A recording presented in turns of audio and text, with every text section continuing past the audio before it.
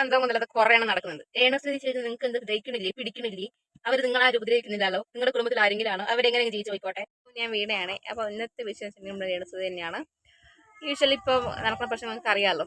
അപ്പം ആ ഒരു പ്രശ്നത്തിന്റെ പേരിൽ ഓരോ ദിവസങ്ങളായിട്ട് ഓരോരോ എന്താ പറയുക, രേണുസുതിന്റെ ക്ലോസ് ഫ്രണ്ട്സ്.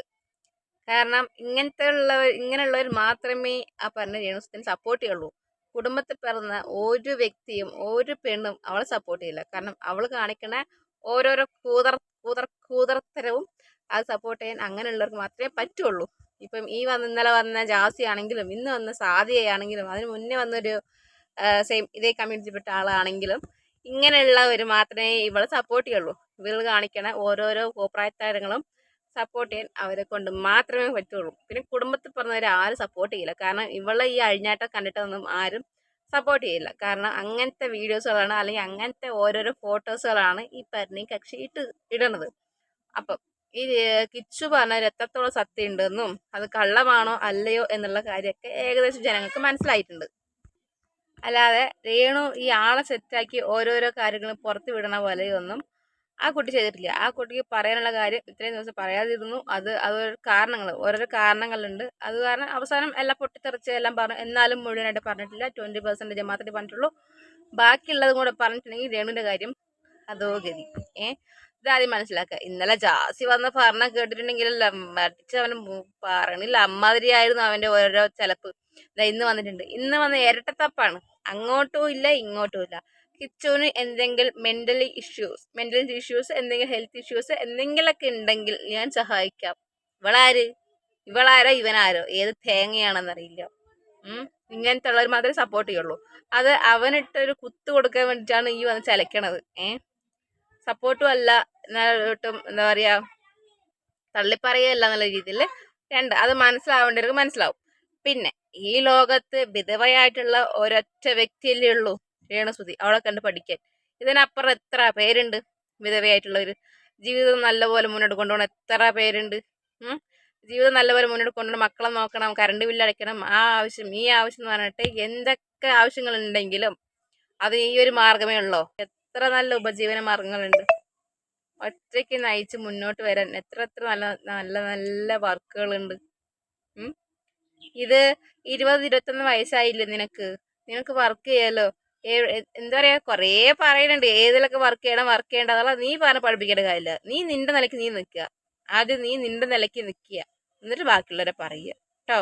ഇതിപ്പം ഏകദേശം പേർക്കും മനസ്സിലായിട്ടുണ്ട് എന്താ നടക്കണമെന്നുള്ള കാര്യം. നിങ്ങളെപ്പോലുള്ള കുറച്ച് പേരെ അവർക്ക് സപ്പോർട്ടുള്ളൂ. അല്ലാതെ രേണുസുതിക്ക് ആരും സപ്പോർട്ടില്ല.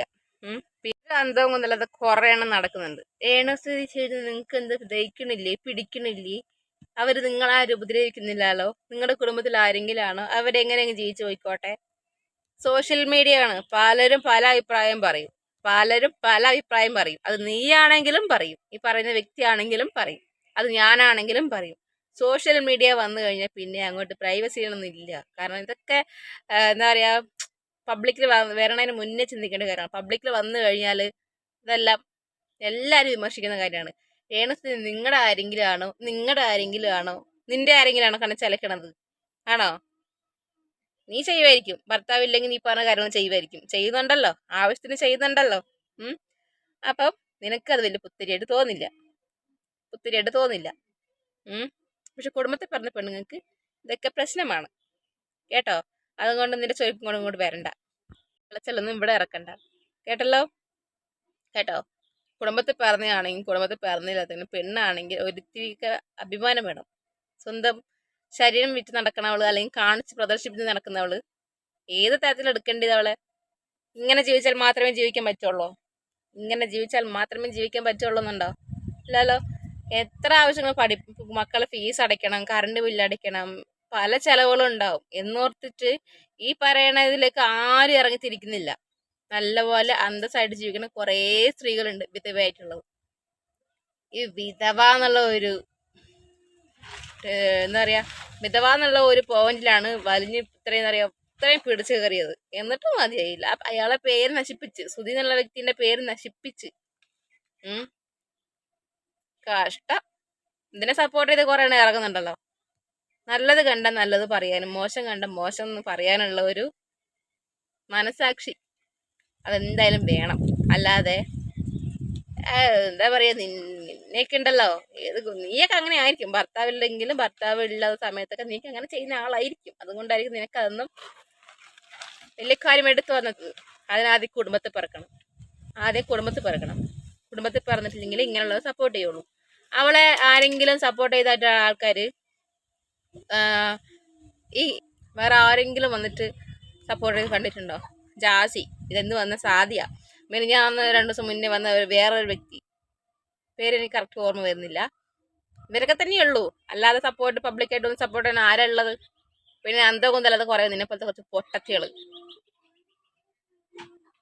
കഷ്ടം. അപ്പോൾ വീഡിയോ ഇഷ്ടപ്പെട്ടാൽ ലൈക്ക് ചെയ്യുക, ഷെയർ ചെയ്യുക, സബ്സ്ക്രൈബ് ചെയ്യുക, മറക്കാതെ ഹൈപ്പ് ചെയ്യുക. വീണ്ടും ഇതേ വിഷയം തന്നെയായിരിക്കും, വേറെ വിഷയമായിട്ടൊന്നല്ല, സെയിം ഇതേപോലെ തന്നെ പോയിക്കൊണ്ടിരിക്കുകയല്ലേ. സോഷ്യൽ മീഡിയ നമ്മൾ ഫേസ്ബുക്ക് ആയാലും ഇൻസ്റ്റാഗ്രാം ആയാലും യൂട്യൂബ് ആയാലും തുറന്നാ കിടക്കുകയല്ലേ ഈ ഒരു നിക്കർ വിധവ. അപ്പം അതുകൊണ്ട് വീണ്ടും വരാം. Bye bye.